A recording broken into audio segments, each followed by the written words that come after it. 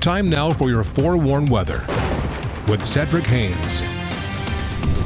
All right, let's get you out the door to look at your forewarned radar. You can see we've had some passing showers already developing early this morning, primarily up towards Cache Valley, moving over towards the Bear River Range in the valleys. That's been following at some rain. In the mountains, we've had a quick little burst of snowfall activity, but that's been pushing off to the east. But there's more moisture moving into northwestern Utah around the Park Valley area. And as we expand the view, you can see there's a lot more moisture off to the north and west. The main boundary is still back here towards the north and west. So that's where we're going to see the heaviest of the precipitation moving into northern Utah, but that'll be closer towards early this afternoon.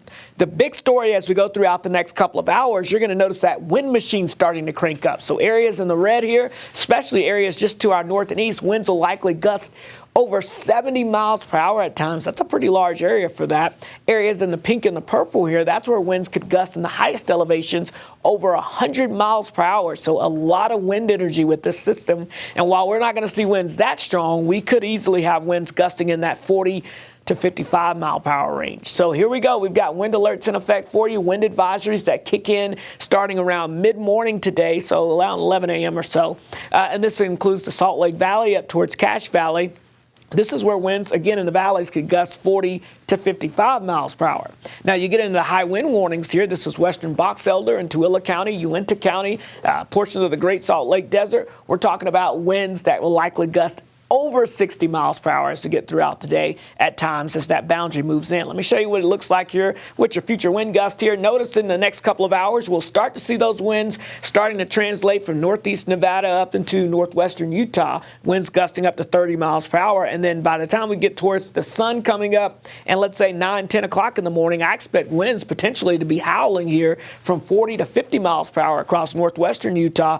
But notice even along the Wasatch Front, we start to see those winds gusting to and around the 40 mile per hour range, especially once we get towards lunchtime. So as you tune in at midday today, expect some gusty winds to be ongoing across the northern half of Utah, and that will continue to work its way south and east as we go into the afternoon hours into the Uintas, down towards Utah County, portions of Castle Country, before fading out as we go throughout later on this evening.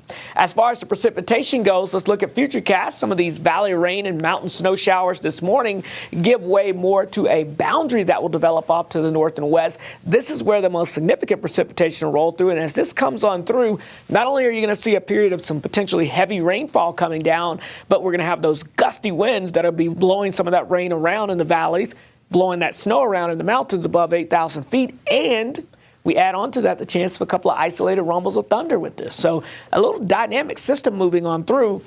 That continues until this afternoon, but notice by this evening we quickly dry things out across the region here. And then as we move into your Thursday, that's when we could add in maybe a passing shower Thursday afternoon, but the river shifts back to the north and west. But then it shifts back to the south and east. So as we go into your Friday afternoon and the Friday night, valley rain and mountain snow showers begin to redevelop across the area, and it becomes fairly widespread. And we can even see more significant precipitation as we go into your Friday and Saturday, as we see a couple of waves moving through with that atmospheric river. So with this first system here, we're not expecting a ton of mountain snow even. In fact, you got to go up pretty high elevation to get some accumulations. 4 to 8 inches for the Bear River Range, 3 to 6 inches for the upper Cottonwoods, 2 to 4 inches for the northern mountains, and again, maybe a trace to 2 inches for some of our mountain valleys. But this will not be a significant snow event. Now, you add on the moisture from this event today, and the moisture for the event coming in Friday into Saturday. And yeah, we're talking the potential of a quarter to as much as over an inch of liquid precipitation across far northern Utah. Now, if you're in central and southern Utah, you're saying, where's our moisture? Don't worry, I've got that opportunity coming as this atmospheric river continues to shift south and east. And look at this. Above average precipitation chances are possible in towards places like St. George by the time we get towards the Christmas time frame there. So, yeah, looks like the active pattern will continue into next week. St. George, 60s in the forecast here for us through the next 7 days. Again, as the winter solstice arrives on Sunday, not going to feel like winter out there. The Wasatch Front, rain and wind today, a little bit of a break on Thursday, more rain and wind Friday into Saturday, and temperatures staying on the mild side. All right, let's get a quick check on the traffic this morning. As we get you out the door, you'll be able to see Main Street in Logan Looking a little damp with some of those passing showers, but overall, nothing that's hindering traffic too much, of course.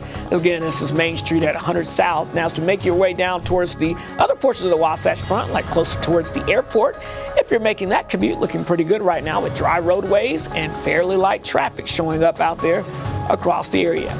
We'll, of course, continue to keep an eye on your traffic and weather for you throughout the morning and have more updates to come. But for now, let's get you back over to Matt and Alyssa.